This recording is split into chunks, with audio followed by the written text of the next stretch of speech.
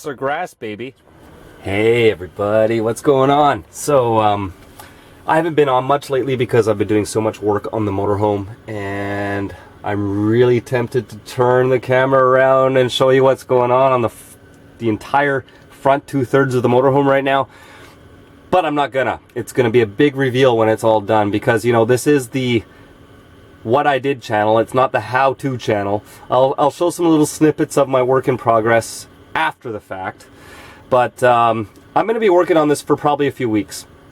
That's not what the video is about, though. You guys are gonna like what I've been doing in here. But the video's for Ramblin CamperVan. He asked me and a few other Class B owners to give opinion on a rig he's looking at. He's currently got I think it's a coach house or something like that. He's got a Ford high top Class B, and it's one of the super high tops with the overhead bed and whatnot. And he's looking at a 97 Dodge Pleasureway. And he asked some questions about that. And yes, alright, I've had many Dodges, so that's why I guess you were asking me my opinion on this. I have had so many Dodge chassis motorhomes and Class Bs over the years. Dodge stopped making chassis cutaway vans in 1979, so the newest Class C and Class A's that you'll find with a Dodge under the hood is about 1981, and those were just leftover stock from the 79 production year chassis. And I've owned a few of the 79s. I had a 74 as well, one of the best Class C's I ever had. So never think that newer is better. I found a 74 and it was mint. It was beautiful. But that being said, they continued to make vans, full-size vans, after 79. And Dodge basically was king of the van conversion and Class B motorhome market all the way up until 2003, when they finally discontinued the Ram van. And the vast majority of Class Bs are on Dodge all the way up until 2003. So most of the ones on the road today are Dodge because of that. And I can tell you from experience why I like the Dodge. This is what you asked me specifically, so I'll tell you. Dodge didn't change anything on their vans. A 2003 Ram van is essentially the same design as a 1971 Dodge full-size van. They called them sportsman vans back then, or tradesman vans, before they rebranded it to Ram van in the early 80s. But they're the same sheet metal. They're the same wheel wells. They're the same doors. They're the same windows. Everything is the same from 71 to 2003, with very small differences in a couple of areas, like the front grille, the headlights, the tail lights, and a few little other changes. But generally, year to year, they stayed the same for 32 years. And that's why van conversion companies and Class B motorhome manufacturers loved the Dodge Ram vans, because they could make custom parts, like all the cabinets and all the knickknacks and all the things they need to put into a Class B, and they could use them from year to year. It doesn't matter what year the van was, because they all had the same shape, body styles, and the lines were the same. Everything was the same. And I think that's a good thing. I'm a traditionalist. I think if it ain't broke, why fix it? And the average car on the road gets redesigned every couple of years. They change everything from the headlights to the bumpers to this and that. It just makes everything confusing and expensive. Whereas with the van, everything's the same year to year. Now, yes, I have a newer headlights and newer grille on this because this is a more modern Ram van, but they still made the same front end for 6 years, so I got 6 years of parts to choose from. If I had an 80s Ram van, well, I could use the headlights and grille from, geez, like almost 20 years of vans. Well, 16, 17 years of vans had the same styles and the same attachments for the grille and the same attachments for the headlights. Like the amount of parts out there is unbelievable. If you need to go to the wrecker's yard or you need to order parts, a lot of the time from year to year they're exactly the same parts, or you can make it fit really easily. So that's why I like the Dodge. Plus, I know them. I've had so many Dodges. You get to know their sounds, the quirks. You get to know when something's wrong and what it is.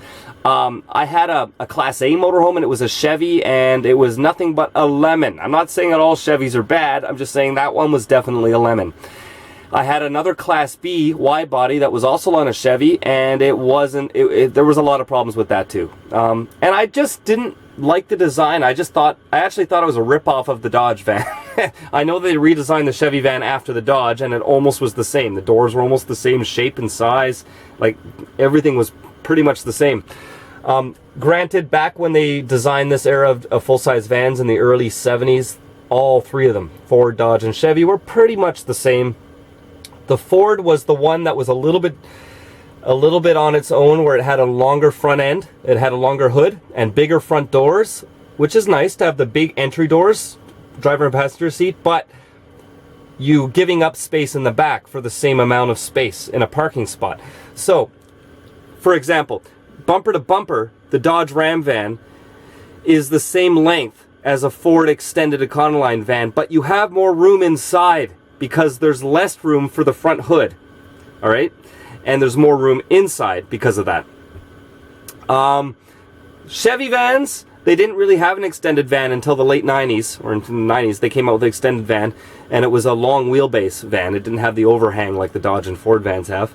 And then they redesigned the Chevy van in 96, and I would say avoid those like the plague. They are so paper thin, you just look at them funny, and they're full of dents. Just from, like, I can't believe how thin the metal is on the new vans. I wouldn't touch them with a 10-foot pole.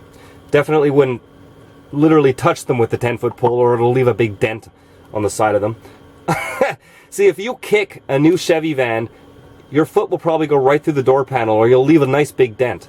But if you kick my Ram van, now this is a 98, but it was designed in 71 and has the same sheet metal as a 71.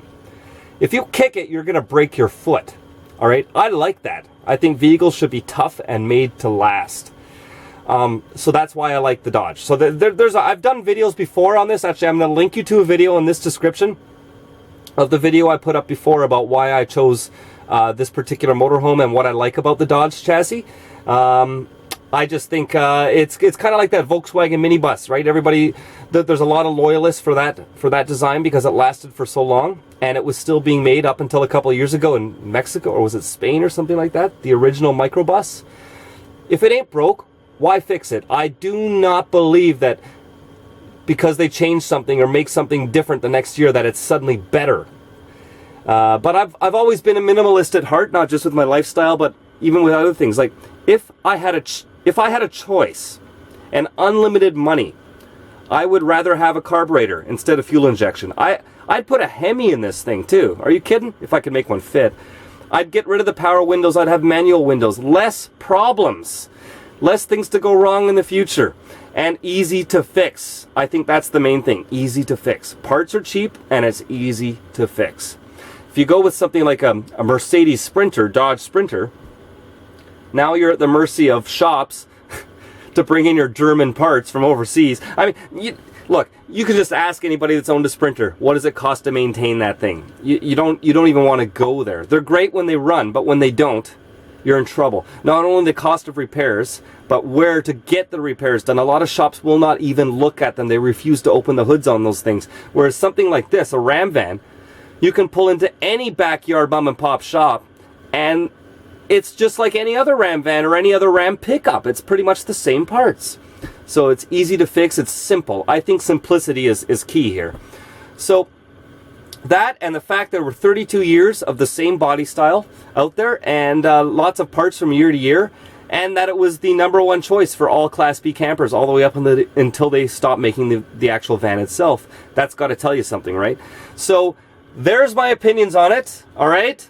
The only thing I'd say is I wish they found a way to put the Cummins diesel in these things, but I understand the engine doghouse area and the engine bay is not quite big enough. You could get the smaller diesels in there, and I've seen some people on forums that have done that. They've shoehorned them in there, but other than that, I'm not a huge diesel guy anyways. I had a diesel in my ambulance. It's great and all, but now that that's sold, I don't even think twice about it. I'd like to be able to stealth camp, pull into neighborhoods at night without people hearing me or smelling me. Not me myself, but the diesel. And yes, there are advantages to the diesel, but I'm very, very happy with this. I've had 360 5.9 liters in the vast majority of my vans and motorhomes, and it's a rock solid engine. Any good mechanic will tell you that the 5.9 360 V8 from Dodge and Ram is one of the best engines out there. And the 318 is also a fantastic engine. I had that in my smaller ones, but I wouldn't recommend it with something this big that's a wide body and has the extra weight. The little extra torque in the 360 makes a difference. Now, one of your questions, you were talking about your Pleasureway. It's not a wide body, and you were talking about Wander Dano. Is it still recording? Yes, still recording. Wander Danos is a leisure travel van wide body, and it's very similar to the Pleasureway wide bodies. They jut out behind the doors and they have a fiberglass body put on them. They are extended vans, and the one you're looking at is an extended van. Extended means 19 feet. Dodge made a 17-foot regular van, and then they made a 19-foot extended van. Explorer is one of the only really different ones. It's the whole back section back here is not Dodge van body. It's cut off right about there. Okay, see where that vinyl is there? That's where the van was cut off outside. Excuse the towel up on my window right now, but I'm doing some work with my window blinds at the moment. And Explorer built a fiberglass cap that goes all the way around the back bedroom here and attaches the other side, and it's part of the roof. It's all one piece. The roof is not a separate piece on this. The roof and the back cap is all one piece body. And they extended it an extra 2 feet. That's why it's 21 feet. So it's really the extended van. The vast majority of Dodge Class Bs are 19 feet, which is considered the extended van. The 17-footers are the regular vans. Like Road Trek, for example, had quite a few Road Trek 170s. Those are the 17-foot Dodge vans. The Road Trek 190s are the 19-foot extended vans. Pleasureway and leisure travel vans, they made their fiberglass wide bodies, but they didn't bring it out any farther off the back. So it's 19 feet, but a little bit wider. You get about 10 inches more width on the Explorer, and just a little tad bit less on the leisure travel and the Pleasureway wide bodies. But here's the thing. The one you're looking at, but you'll notice that it has a lowered floor, which means when you step in, you're actually stepping down. They lowered the entire floor, so you have pretty much full standing height in the whole rig, even though the roof is a lot lower than the current Ford high top that you have now. So that it will help with your gas mileage if that's a concern for you. And I mean, you have to look at the floor plan too and decide whether it's going to be right for your lifestyle. If you're going to live in it full time, let me tell you from my experience over all the years doing this, I've had Class Bs, Class As, Class Cs, and every possible floor plan you could think. And I used to love the front living area floor plan, which is like what your current Ford has, where you have a sofa bed up front or a dinette up front. And I had a Class C that had a sofa and a dinette, both up front across from each other, a lot like Eric's on Nomadic Fanatics RV had. And I thought it was great. It was great for entertaining and all that, but for bedtime, it got really, really tiring after a while. I don't like sleeping up top, first of all. When in my Class C, I almost never stayed up top, except really cold winter once, and I stayed up there, and the heat would rise, but that was about it. But the rest of the time, I didn't like climbing up there. I don't like not having the headroom above your head when you're sleeping. And the cat would sleep up there all the time. So I would always make the dinette down below into a bed or the couch. And with a Class B, especially when you only have one of those, so you've got your bed made up, and then in the daytime, you've got to unmake your bed and push it into the couch every day. And if you don't unmake your bed, what have you got? You've got a big bed that you've got to step over every time you want to get to your kitchen or to your bathroom, and it just becomes a real royal pain in the butt. And so over the years, I've learned that having a permanent bed in the back of your rig is the best possible floor plan for full-time living. It's always there for you. It's ready to go. You don't have to worry about it being in the way or having to make it every day, you know, and push it in, pull it out. Some good jokes there. But again, that's personal opinion, man. I'm just giving you my opinion. That's what you asked for. So there you go, bud. All right. So hopefully you make the right decision based on your needs and your wants. But now that, like you're saying, you're going to buy it, so you're going to own them both. You'll be able to see which one you'd rather keep and which one you prefer. And I'm sure whichever choice you make will be right for you. So, you know, keep on rocking the free world, man. I'm excited to see what you choose. All right. Cheers. Talk to you later. Bye. Keep on rocking the free world. Freedom is sexy. JustIncredible.tv.